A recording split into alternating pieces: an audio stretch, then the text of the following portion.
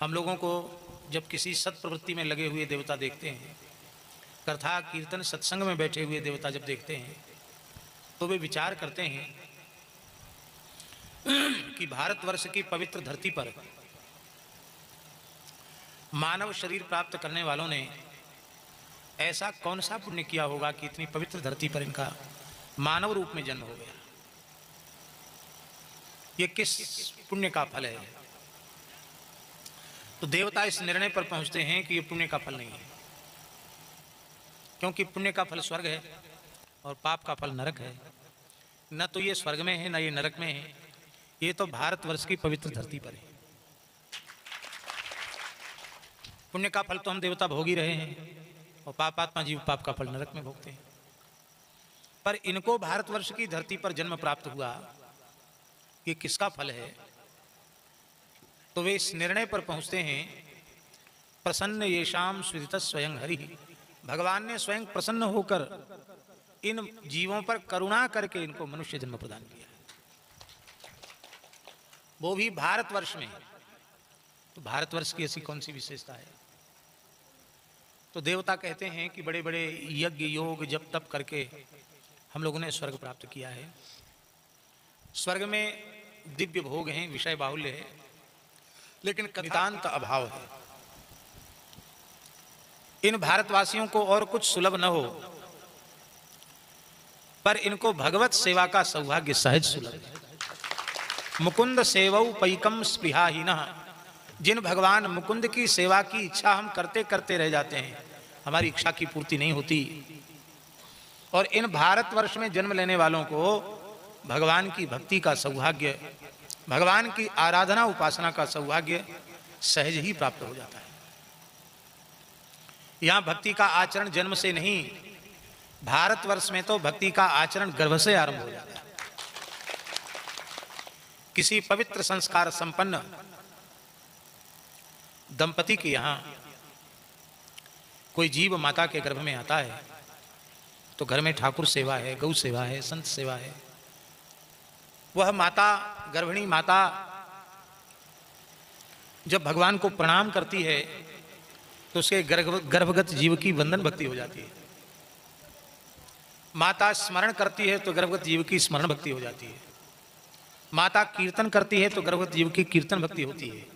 कहाँ तक कहें, माता मंदिर की परिक्रमा करती है तो गर्भगत जीव की परिक्रमा वाली भक्ति हो जाती है, प्रदक्षिणा की भक्ति हो जाती है। प्रहलाद जी ने गर्भ में ही तो कथा सुनी, ध्रुव जी की माता ने गर्भ में ही तो ध्रुव जी को उत्तम संस्कार दे दिए। धन्य है वह भारतवर्ष जहां गर्भ से ही पवित्र संस्कार प्राप्त होने लग जाते हैं। फिर ज्यों ज्यों व्यक्ति सयाना होता है, सावधान होता है और किसी सत्पुरुष का चरणाश्रय और मार्गदर्शन उसे प्राप्त हो जाता है, तो जिस लिए भगवान ने कृपा करके उसे मनुष्य बनाया है, उस लक्ष्य की पूर्ति हो जाती है। भगवान ने हमें मनुष्य किस लिए बनाया। नायं देहो देह भाजाम नृलोके, कष्टान कामान अर्हते विडभुजाम ये, तपो दिव्यम पुत्र कायेन सत्वम, शुद्धेद्यस्मात् ब्रह्म सौख्यम त्वनंतम। देह भाजाम नृलोके अयम देह, इन शरीरधारियों को जो यह शरीर मिला है, मनुष्य का शरीर मिला है, ये सुअर कुत्ते गधे घोड़े जिन भोगों को भोग रहे हैं, उन भोगों को भोगने के लिए और उन्हीं भोगों का संग्रह करने के लिए ये मनुष्य जन्म नहीं मिला है। यहाँ एक विशेषता है, कष्टान कामान अर्हते विडभुजामिये। विष्टाभोजी सूकर कुकर आदि जिन भोगों को भोगते हैं, उनको तो बिना कष्ट के वो भोग मिल जाते हैं, पर मनुष्य को वो भोग बड़े प्रयत्न से, बड़े कष्टपूर्वक मिलते हैं। तमाम लोग बेचारे मनुष्यों में बिना विवाह के रह जाते हैं, पढ़े लिखे भी रह जाते हैं, कई बार ऐसा भले घर के लड़के भी रह जाते हैं। देश के एक प्रमुख दल का एक प्रमुख व्यक्ति 55-56 साल का हो गया, अब तक उसका ब्याह ही नहीं हुआ। ऐसे डोल रहा है। लेकिन सुअर को यह समस्या नहीं है, गधे को यह समस्या नहीं कि पढ़ा लिखा नहीं, पैर पे नहीं खड़ा है, अब ब्याह कैसे होगा, ब्याह होगा तो बच्चे कहाँ करेंगे, क्या खाएंगे पिएंगे, ये चिंता नहीं है, कोई परिवार नियोजन भी नहीं है। तो जो भोग सुअर कुत्ते आदि को प्राप्त हो रहे हैं, उन भोगों को कष्टपूर्वक संग्रह करना और भोगने के लिए ये मनुष्य जन्म नहीं मिला है। दिव्य तप का अनुष्ठान करने के लिए मिला है। दिव्य तप क्या है? तप माने तप, दिव्य तप माने भगवान में इतना प्रेम हो जाए कि भोग छोड़ने न पड़े, भोग छूट जाए। रमा विलास राम अनुरागी, तजत बमन इव नरबड़ भागी। भगवत प्रेम में सब कुछ छूट जाए, भूल जाए, यह दिव्य तप है। इस दिव्य तप के अनुष्ठान से क्या होगा? अंतःकरण की शुद्धि होगी। शुद्धेद यस्मात्, यस्मात् शुद्धेद, क्या शुद्ध होगा? मन बुद्धि चित्त अहंकार शुद्ध होगा।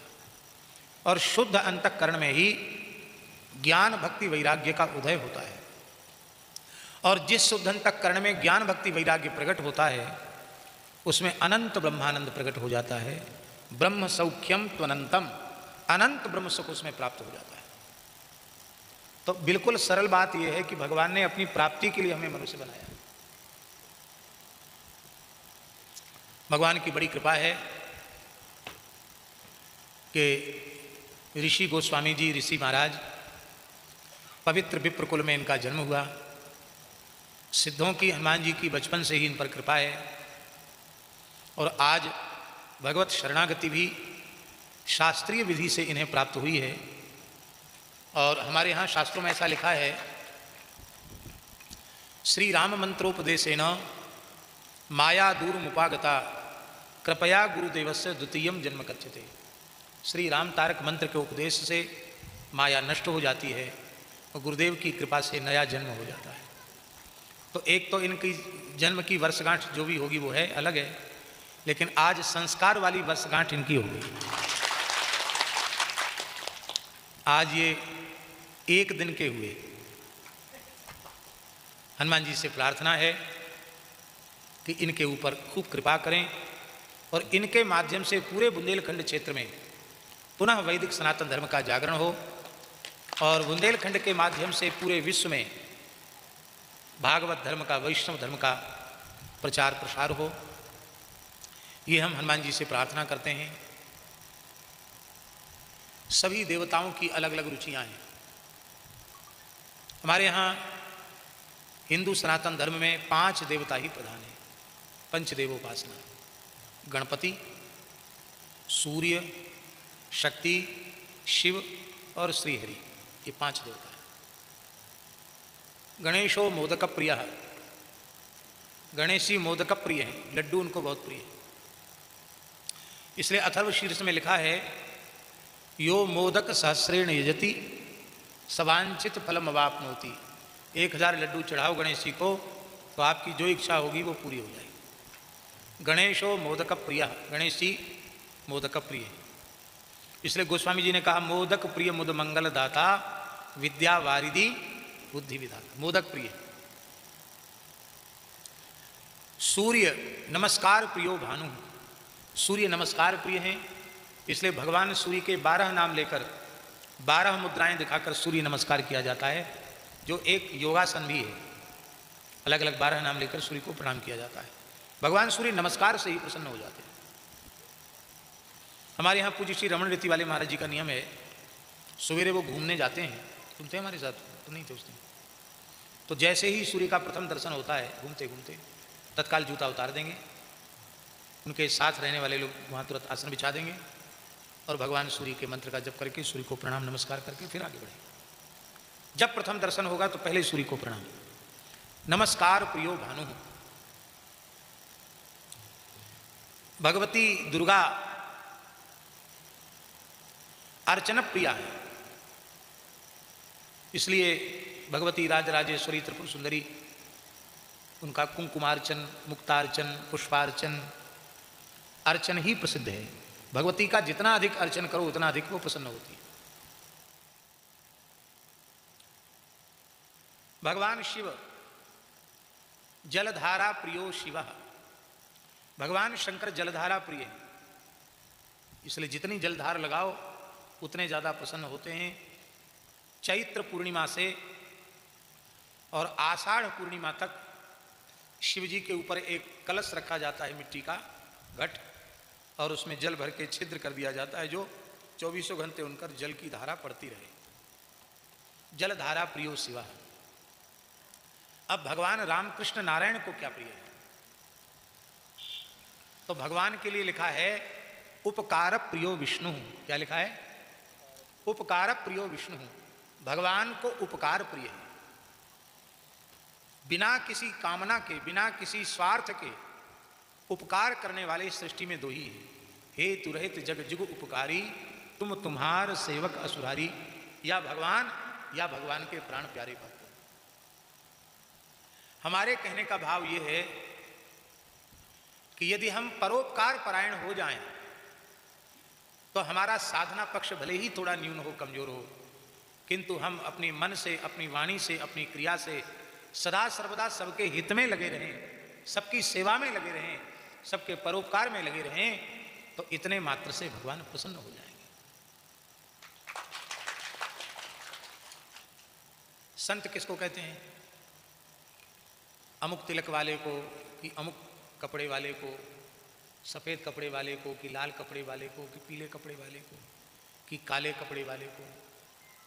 ये भी अपनी अपनी परंपराओं की एक वेशभूषा है और उसकी महिमा है, उसका हम आदर करते हैं। किंतु वस्तुतः संत की जो परिभाषा है वो क्या है? पर उपकार बचन मन काया, संत सहज स्वभाव खगराया। मन वाणी क्रिया से परोपकार। इन लोगों में से कोई व्यक्ति होगा, उत्तरकाशी में हमने हरिहरानंदपुरम में कहा था, याद है? सुख लेने की वस्तु नहीं है, सुख देने की वस्तु है। और दुख देने की वस्तु नहीं है, दुख लेने की, भोगने की वस्तु है। क्योंकि हमारे जीवन में जो दुख आया है वो हमारे अपने ही किए हुए कर्मों का फल है, उसमें किसी का दोष नहीं। हम दुख कष्ट सहकर भी कभी किसी को दुख न पहुंचाएं, किसी को पीड़ा न पहुंचाएं। लड़ाई झगड़े का कारण क्या है? हम सुख लेना चाहते, सुख देना नहीं चाहते। सब सुख देना चाहें, पिता पुत्र को सुख देना चाहे और पुत्र पिता को सुख देना चाहे तो झगड़ा होगा। पत्नी पति को सुख दे और पति पत्नी को सुख दे तो पति पत्नी में झगड़ा होगा। भाई भाई को सुख दे, बहन बहन को सुख दे, जेठानी देवरानी को सुख दे, देवरानी जेठानी को सुख दे, सास बहू को सुख दे और बहू सास को सुख दे, झगड़ा होगा। मूल में कलह का कारण ही यह है कि हम सुख देते नहीं हैं, सुख लेना चाहते हैं। सुख लेने की इच्छा छोड़ दें, सुख देना शुरू कर दें तो सुख हमको मिल जाएगा। 4 वेद 6 शास्त्र में बात लिखी है, दोए दुख दीने दुख होता है, सुख दीने सुख होए। तो हमें बहुत प्रसन्नता है कि ऋषि जी परोपकार में लगे हुए हैं और अत्यंत निर्लोभ निष्काम भाव से इस परोपकार में निरंतर लगे रहें। भगवान कृपा करें, कंचन और कामनी का आकर्षण जीवन में कभी प्रभावी न हो और यह तन मन प्राण, और जब जब अवसर मिलता रहेगा हम संकट मोचन धाम पर आते रहेंगे।